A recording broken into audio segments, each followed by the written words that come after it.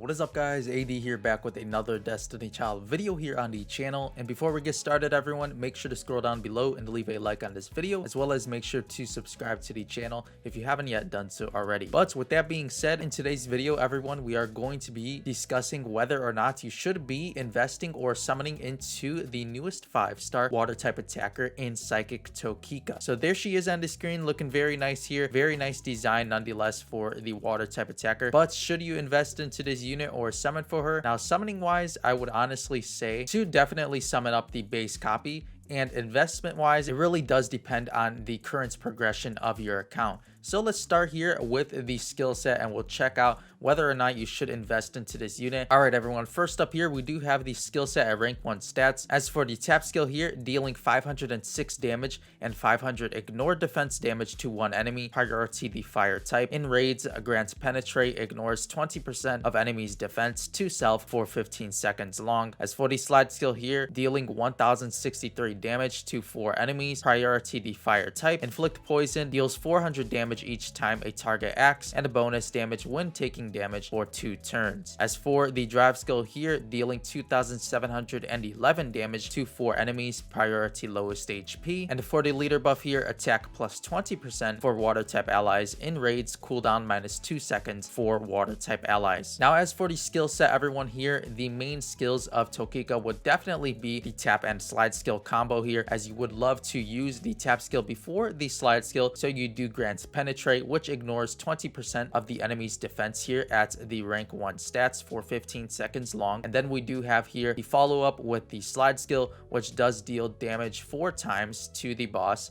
as of course there's only one enemy present. And we do have inflicts poison, dealing 400 damage each time a target acts for 2 turns long. So a pretty nice combo here with the penetrate and of course the slide skill with the additional poison damage. But of course the tap skill at a low rank deals a small percentage, as you can see at 20% compared to the max rank. So To Keika here does seem to require a decent amount of investment as well as ignition to one-shot very easily. So investment wise, you would definitely need to shell out a ton for this unit, but if you do, you'd be pretty satisfied. Definitely if you are looking forward to competing in the Ragnar burst side of the game as well, due to the tap skill here making it fairly easy to deal a ton of additional damage here due to the penetration. As for the drive skill here, it's pretty bland, basically just normal damage, nothing significant here on the drive skill. As for the leader buff, it's pretty good. We do have attack plus 20% and of course the cooldown minus 2 seconds for your water type allies, so a very good leader buff here as well. I'm not sure how it'll compete with the others in the likes of Arat, Leo, Neardy, etc., but definitely a leader buff worth testing here due to the additional cooldown reduction. Now let's check out To Keika at max rank stats so you guys can see with the investment here, if you do happen to go for high uncap, what does change here. As for the tap skill, of course it does increase significantly, 2223 damage and 1032 ignore defense damage to one enemy.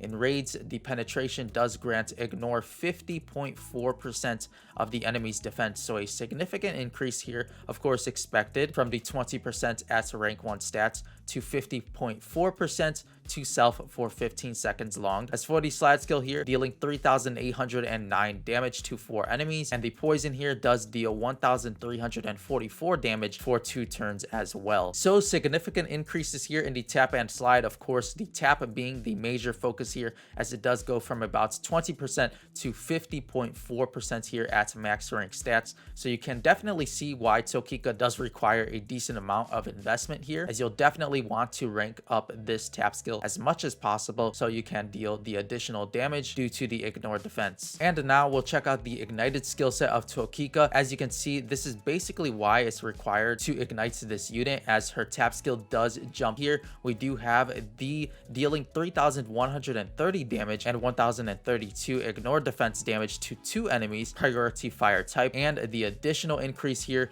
being the grant attack plus 60.4% to self for 2 turns. in Raid grants Penetrate, ignore 50.4% of enemies defense to self for 2 turns. So the huge jump here in the tap skill, as she does grant her attack plus 60.4% to self for 2 turns, which is a significant increase here compared to her unignited form, as the attack plus here on a tap skill is very huge for her one-shot potential as well as for her effectiveness in Ragna Burst. As for the slide skill here though, we do have dealing 4,935 damage to 5 enemies now, so she does scale from 4 to 5 enemies here on the slide skill upon being fully ignited, and the poison damage will deal 1,544 damage now on the slide skill, as well as the increase in damage on the drive skill. So this basically just sums up why To Keika does need investment here for the raid side of the game, as if you invest into this unit, you'll definitely be very happy with what you've received, as her tap skill here is very strong after being ignited. Of course, you do have additional damage over time here on the slide skill. She does hit 5 times on the slide skill after being ignited as well, and of course at a high uncap, I would say +5 to +6, you'll definitely be taking more advantage of the tap skill here being the ignore defense, as it does scale to ignoring 50.4% of the enemy's defense here, as well as the plus 60.4%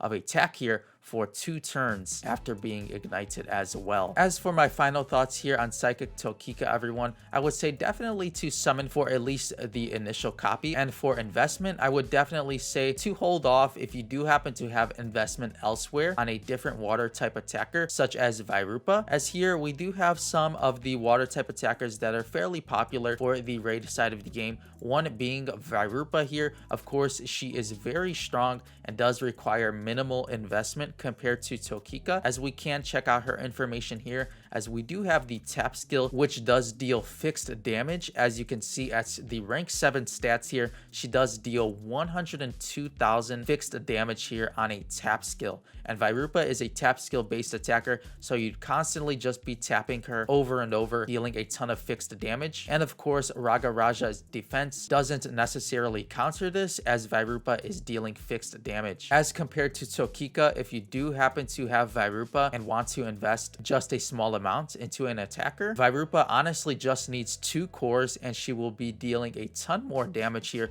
As you can see, the increase after 2 cores at level 2 ignition, we do have the increase at rank 7 stats from dealing 102,000 fixed damage to dealing 202,000 fixed damage upon receiving only 2 cores. So from 2 out of 12 here, she does jump significantly, and due to her having fixed damage, she still can one-shot very easily, as many players are still using her to this day and one-shotting very easily on the current event. So with that being said, everyone, that'll pretty much do it for the summon or skip here on Psychic To Keika. Make sure to let me know if this video was helpful to you at all, and hopefully you guys did get something out of it. But before you go, everyone, make sure to leave a like on this video, as well as make sure to subscribe to the channel if you haven't yet done so already and are interested in more Destiny Child content to come. And make sure to check out the links in the description box below to my Twitch channel, to my Discord server, as well as to my Twitter account if you're interested in following me there as well. But with all of that being said, I'll see you all in the next Destiny Child video. As always, thank you all so much for watching.